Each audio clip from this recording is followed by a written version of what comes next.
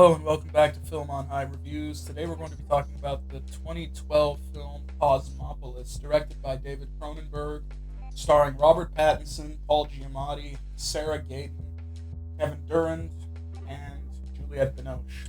Adapted from the novel by Don DeLillo of the same name, written in 2003, the film tells the story of Eric Packer, a 28-year-old billionaire who sets out on the seemingly trivial errand of getting a haircut on a particularly hectic day in New York. Along the way, he encounters a variety of bizarre situations, including anti-capitalist protests and a presidential visit that slows his trajectory through the city, and also interacts with a lot of his employees, friends, and lovers while trying to get closer to his wife, who he recently married, but doesn't seem particularly interested in showing him any closeness or intimacy. All while worrying about his mortality and also being stalked by mysterious assassins and strange people. So what did you think of Cosmopolis?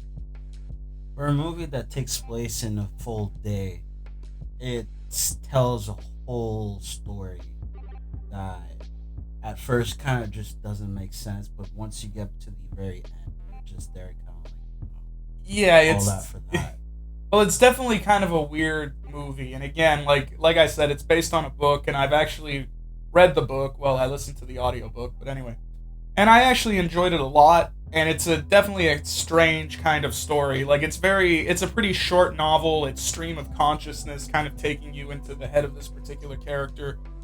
And it's not the kind of novel that would immediately strike you as like cinematic or the kind of novel that would translate well to screen. But David Cronenberg did a very good job, and the vehicle, to make a pun, that he found to really make the film work is the limousine, of course. The limousine that the main character of Eric Packer, played by Robert Pattinson, travels through the city in. He spends most of the film in the limo, and like David Cronenberg even added more scenes in the limo that weren't in the book, and it really acts as a metaphor for this character kind of traveling through the city and separated from everything. Like he has this really technologically advanced limo. It's bulletproof. It's got all this crazy stuff, all the conveniences you would want. It's soundproofed, and he has like a bunch of bodyguards around him and stuff like that. You get the sense that he's a very wealthy and powerful guy, but over the course of the movie, he starts exhibiting very self-destructive tendencies, mainly in his reading of the kind of market. He starts predicting where the yuan is going to go, the yuan being the Chinese unit of currency, and he thinks it's going to drop, so he starts going against it. But of course, even as it becomes clear that it's not going to drop, he just keeps kind of pushing against it and keeps ruining his own fortune. So again, it's almost like he's on this strange self-destructive quest, and the whole like goal of getting the haircut, again, it's something that seems pretty trivial. Even his bodyguards and the people around him say, well, you could get a haircut anywhere. But as the film goes on, it becomes clear that he does have maybe more of a sentimental reason for wanting to get a haircut, especially at this particular place. What I liked about the movie is that with Robert Pattinson in the lead role, the way he displays his character, as you mentioned, this is right off the heels of Twilight franchise. Yeah. So seeing him playing this type of role, and haven't been watching his movies of late, it's really an interesting role to take on right after that and display a whole other side to yourself in a sense. Yeah, I feel like this film, like Robert Pattinson's performance in this film is particularly interesting in retrospect because, yeah, like you mentioned, he did this coming right off the last Twilight movie. And it did seem to prefigure his career in strange ways. Like, for one thing, he's branched out and done more art films like The Lighthouse and, more grungy indie stuff like Good Time. But he also ended up playing Batman, who, is also a pretty well-known billionaire like Bruce Wayne. And the film kind of has that strange subtext where you almost imagine, you almost wait for him to break out the bat suit and go fight crime. But yeah, the character of Eric Packer is very different from Bruce Wayne. Like, in some ways, I would equate him closer to Patrick Bateman, American Psycho. Like, maybe a more cold and, like, less hysterical version of that character. Like, it's funny because, like, Patrick Bateman is more status-obsessed and, has all of these anxieties. And the character of Eric Packer also has his own share of anxieties, but it's more his mortality. Like, throughout the whole film, he seems to be like there's an undercurrent of paranoia that runs through the whole film underneath this character's facade, and it's exemplified by the fact that he gets daily medical checkups. Like every day he has a doctor come to his limo and check him out. And there's a particularly kind of funny, awkward scene where he gets a long prostate exam while he's having a conversation with one of his female employees. It's kind of darkly funny and like awkward at the same time. Like that's one of the things that this film does well. It has this weird, like awkward feel to it while also having that, like I said, that undercurrent of paranoia with him constantly worrying about his mortality, and you get the sense that he's almost grown old before his time. Because like I mentioned, he's a 28-year-old man. He's still fairly young. He's got this young wife that he just married, but he's already seeing people younger than him, like working at his company and rising up. So he feels like he's already getting older, and like you almost get the sense of what's left for this guy to do. Like, you know, he really has that jaded rich guy thing going on. Just a guy who owns everything and has done everything, and there's like he's affected by almost nothing. You know, he's almost like the basest. Like the word I would almost use is appetite, because that's another thing that's in the film. You see him constantly eating, and his sexual appetites as well being quite the thing. He wants to, like I mentioned, the marriage he has with his wife. Like, it's not really mentioned in the film, but in the book it's mentioned that they've only been married for about like 22 days, so roughly a month. And they have, you know, it's clear that he's trying to get intimate with her, like, you know, to say the least. He's constantly trying to get her to sleep with him, but she kind of keeps him at a distance and stuff like that. They have a really awkward relationship, you know, that kind of cold, rich people relationship where there really isn't too much feelings there. She also married into money. Like, she has money, I mean. She inherited it, so she doesn't really need him in a sense. And yeah, you see him sleeping with a bunch of other women, so he's not really faithful to her either. Like, it's a like, you know, in a way you could look at this character and think he's fairly shallow, but there is a bit more complexity there than you would see on the surface. That's what I like about the characters, that within this world, a lot of things are a little bit more futuristic than anything else. Like, there are guns that only activate with voice command. And like his limo being so... Yeah, there's almost like a little cyberpunk touch to it. Like, not too much, but you get the sense of just a little bit in the future, and that gives the film, an interesting vibe. Like, it could be set at any time in our present or maybe near future, And also the other fact that there's, like, this whole other B story going on where there's a protest where I forget what the actual quote is. The specter is haunting. A specter is haunting the world. The specter of capitalism. Yeah, and that plays in well with this guy who's ultra rich, going to these diners. Like, he has an appetite, but he always goes to not low tier restaurants, but everyday life type of restaurants, like diners. You see him going to like a lot of smaller restaurants. Like, that's something that's in the book too. Like, you almost get the sense that he likes to kind of be among more normal, like, you know, lower class people, but not get too close to them. Like, again, like the limo makes a good metaphor for that. Like, a guy who wants to be like in the city and part of it, but he needs to be in his own little space where he's separated from everything.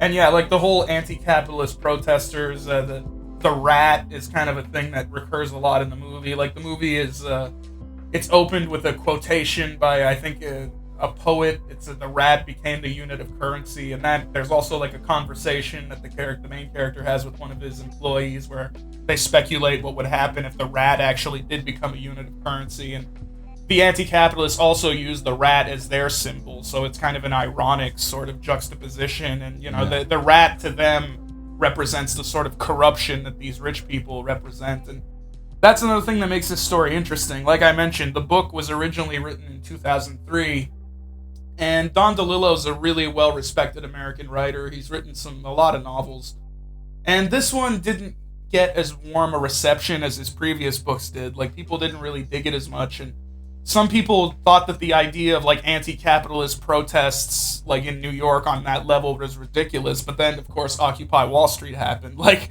the book is eerily prescient in the way that it seems to have predicted a lot of things in our society that have become more commonplace. Just the character of Eric Packer himself, you know, like the idea of this rich, young, handsome, self-made man. Like, that's kind of the ideal that a lot of people strive towards today. And, we have stuff like crypto and all of these get rich schemes. Everyone wants to get rich. Guys like Elon Musk have become like gods who are revered and all of this. And that's another thing that makes this film really fascinating and timely in our particular where we are now. It's almost eerie to watch it. Yeah, they kind of reminds me a little bit about The Simpsons, how they predicted they predicted stuff, a lot of things. Like, know? oh yeah. But this one is more downbeat to earth. Well, as downbeat as an artistic vision could be by Cronenberg in this movie, because a lot of it is very almost a trippy type of sense of the film where you're kind of going for the trip, you're going for the ride with it. Yeah, it's definitely like a journey kind of film. Like the story itself, it's almost like the Odyssey with him like traveling across New York and undergoing all of these weird trials he has to go through. And yeah, Cronenberg was, I think, a great choice for this particular film, and you wouldn't really think so. And it's kind of interesting that this is the first Cronenberg film we're reviewing, because it's not really a typical Cronenberg film, although there are some of the themes that you would find in his other work are present here. But of course, Cronenberg is mostly known for films like The Fly and Scanners and, The Dead Zone and films like that. He's known for doing body horror and things like that. This film is a bit more low-key, and Cronenberg even made a conscious decision not to alter the story too much. He kept the dialogue as close to the book as he could, and that's why sometimes the dialogue sounds a little odd sometimes when it's coming out of their mouths, but it's meant to be like almost heightened dialogue, it's novelistic dialogue.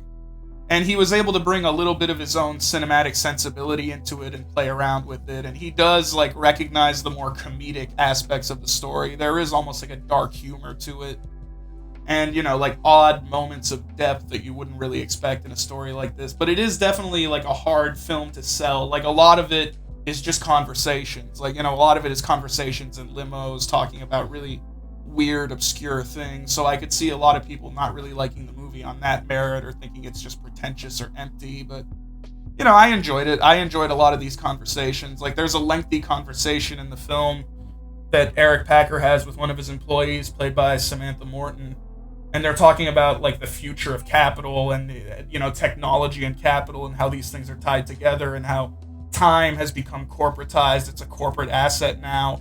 And while they're having this conversation, the anti-capitalist protests are raging around them. They're literally like almost trashing the limo, and neither of them are reacting to it. They're just talking about this. Yeah, some of them burn themselves, and they're talking about how it's unoriginal because it's been done before. Yeah, like obviously it's an old form of protest going back to like Buddhist monks.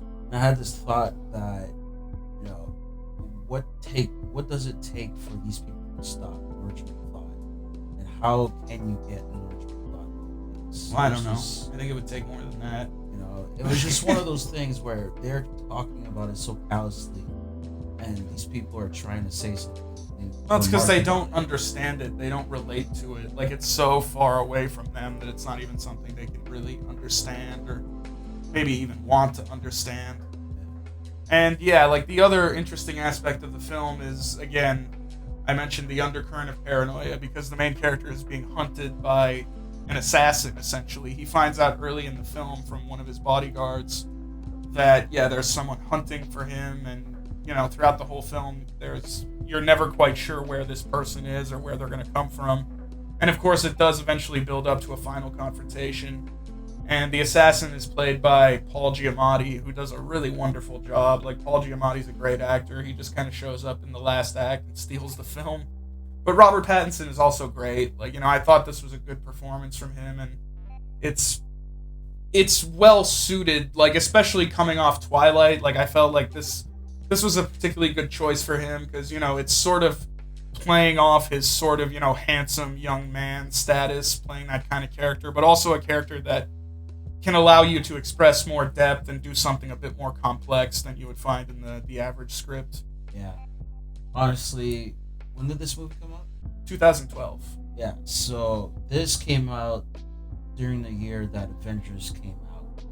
And to really think about, I never really heard about this movie. I only saw a couple posters here and there, but Yeah, like I it wasn't wonder. it wasn't advertised that hard, you know, like they did some advertising for it just based off Robert Pattinson because he was famous, but it's not really the kind of movie that, you know, you're going to be able to sell to a wide audience. It's definitely kind of a more niche art film. Yeah.